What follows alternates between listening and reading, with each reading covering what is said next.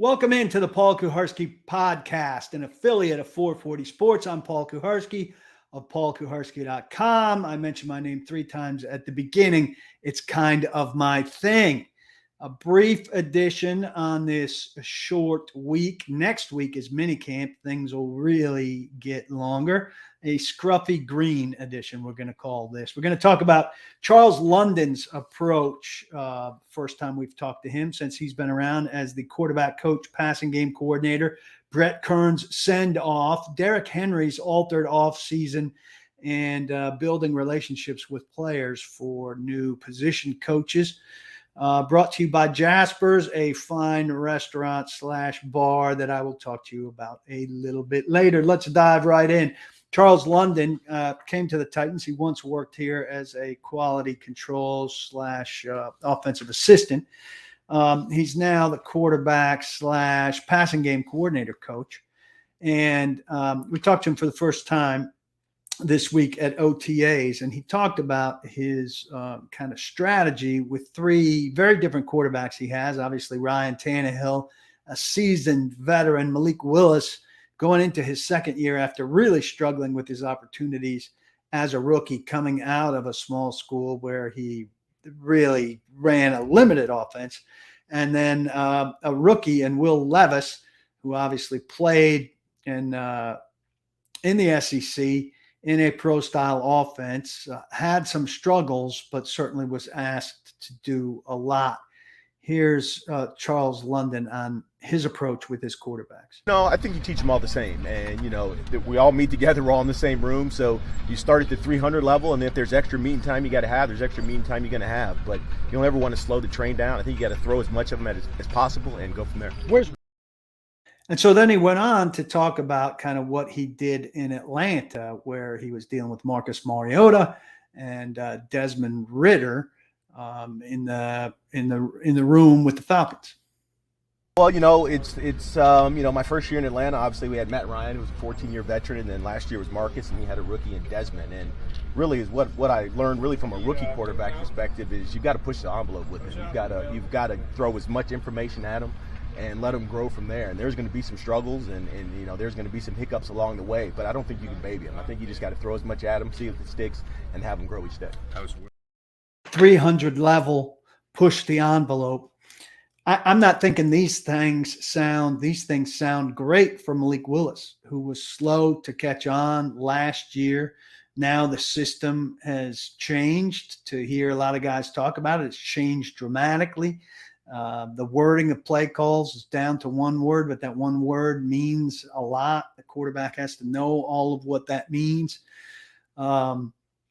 I think it's an easier conversion, obviously, for Ryan Tannehill, who's been in the league for 10 years. And it's more familiar to Levis, who ran something, somewhat similar in college pro style. For Willis, it's the biggest change. And so, we've already talked about the fact that it's going to be hard for him to make this team because it'd have to be a 3-quarterback team. I think that's unlikely.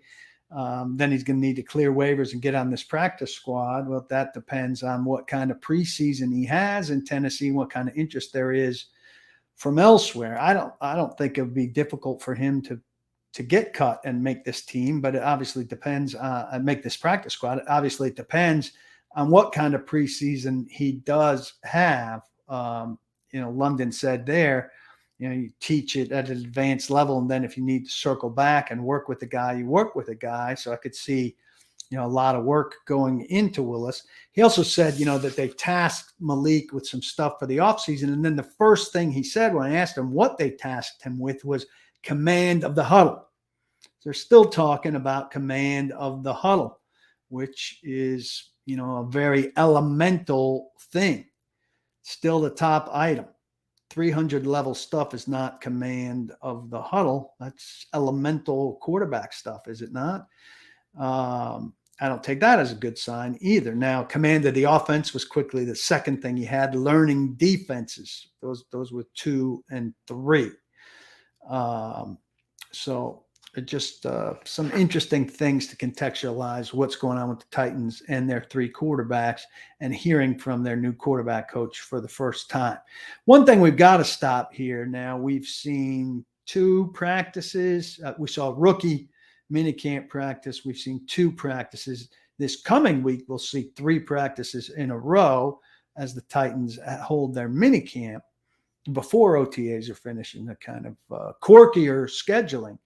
But we got to stop this thing where we see some video of Levis and he looks good and everybody goes crazy. Oh my God, look how great he is. And then another day where the report is that he's inconsistent and fumbled a snap and threw some wobblers and wasn't great, which he certainly was not on Wednesday. And say, oh my God, it's a huge failure. I mean, at some point I have to stop, I guess. I'm never going to do this, but trying to police your reaction or the reaction of the extremists out there. But you got to contextualize this whole thing. He's going to have good days and bad days. I will say, though, the idea that he could come in like a bomb and explode on the Titans practice field and kind of change the terrain of everything, like, you might dreamingly expect of the 4th quarterback chosen in a draft, where it's going to be a oh my God kind of guy, even to Tannehill.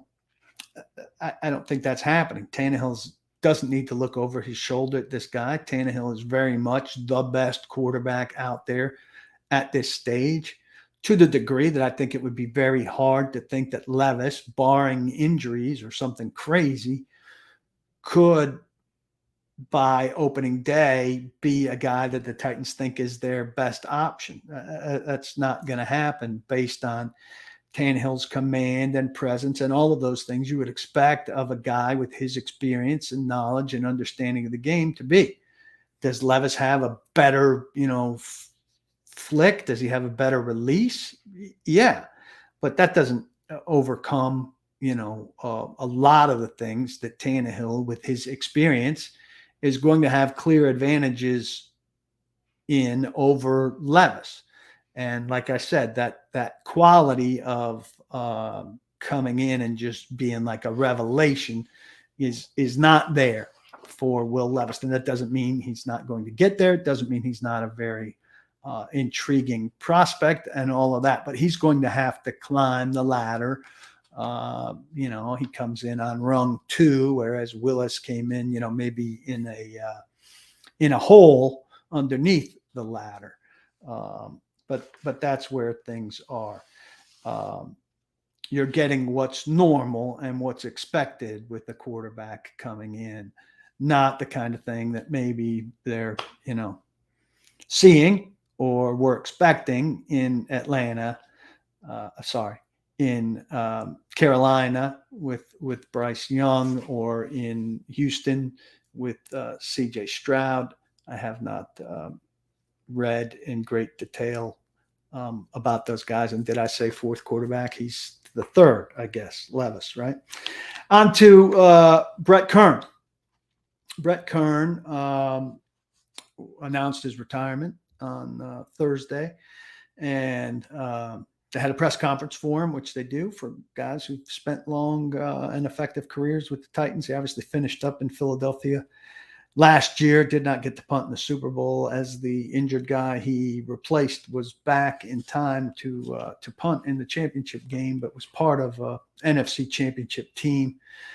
A great guy who did great work for the Titans for a long time, got beat out by Ryan Stonehouse, who he himself, Kern, declared worthy of the job.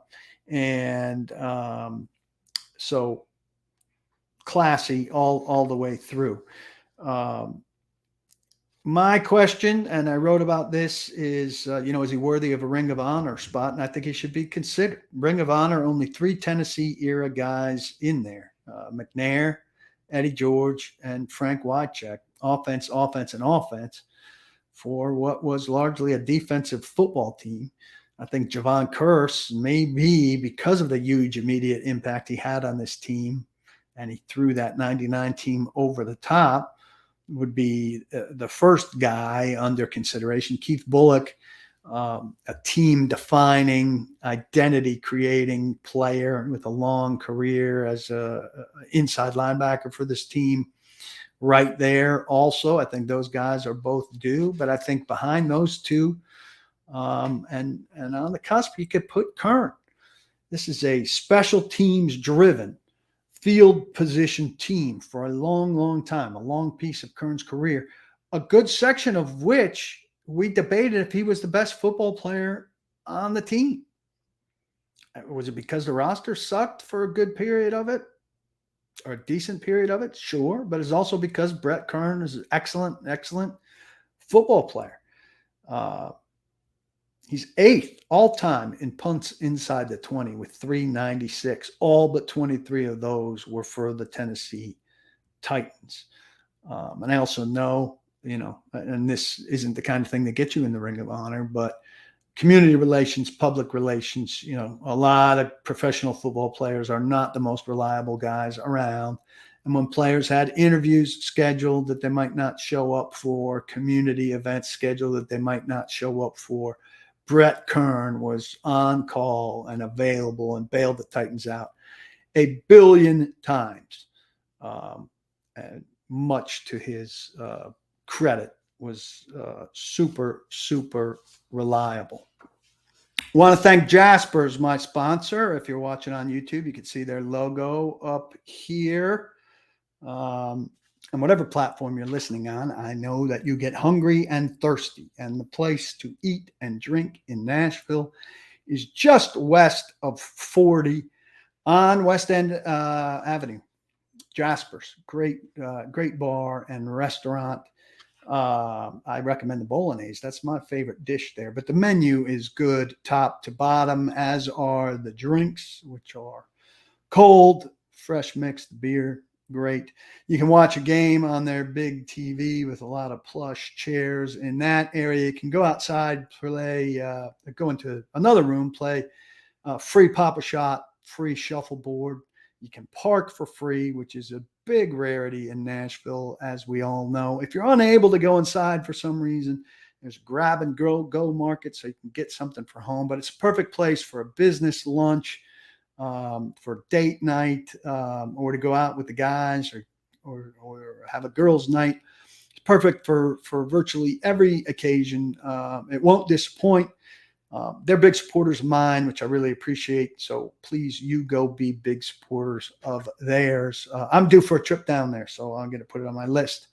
Get down there and maybe try something I haven't tried before, though I always struggle at that because I always go back to my favorite thing on menus. Jaspers on West End near 40. Check them out. DeAndre Hopkins, a lot of Titans fans intrigued by the idea. Look, not going to cost you trade capital, going to be cheaper than expected. That the Odell deal in Baltimore screws things up a little bit. But everybody said, well, why would he come play for the Titans? Look, I don't know if the Titans have interest or not. They're being very coy about it on and off the record. But I don't know if he's interested or not. He does have connections to Vrabel and to Tim Kelly from his time in Houston.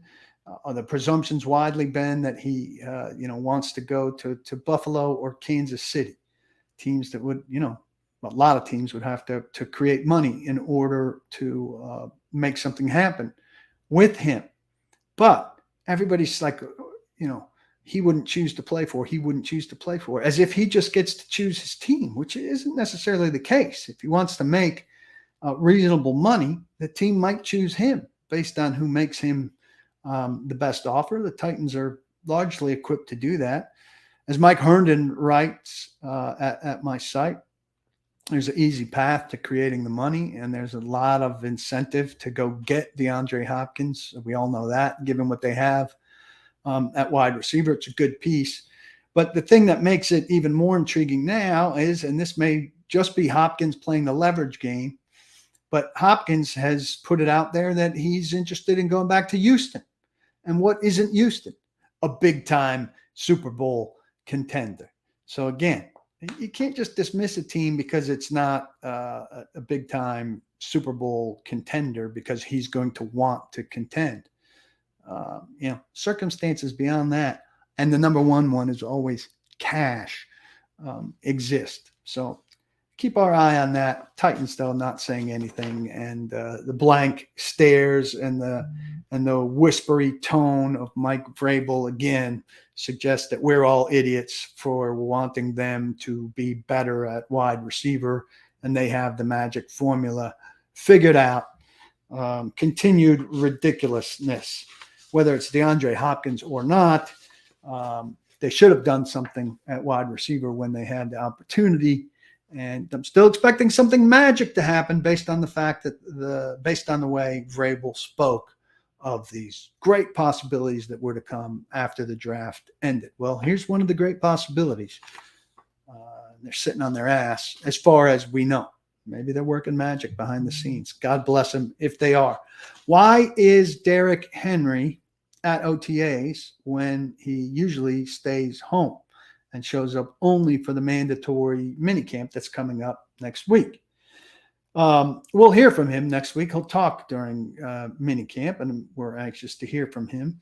But it seems like there's obvious reason why he's around, and I would think this will be part of what he'll tell us next week. He's got a new playbook.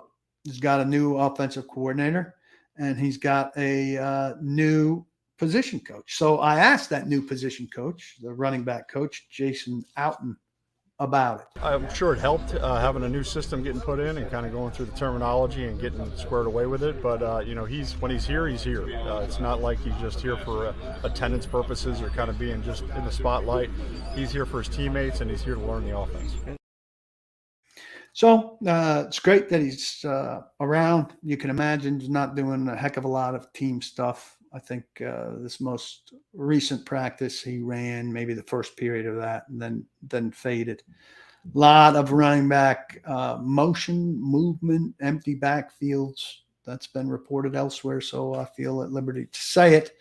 So intrigue there with the new guy coming in from Tulane, who I think is very intriguing. And a lot of people concerned about that lack of an ACL. But while they've got him and while he's healthy, he's going to be an intriguing chess piece for sure.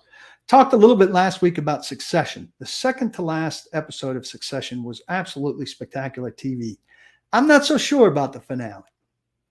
It left me unsatisfied. And look, I understand that there wasn't necessarily going to be some big surprising twist. There were really only 4 potential endings, 5 if you thought Greg somehow was going to wind up king, but he wasn't. So one of the 3 siblings was getting it, or Tom.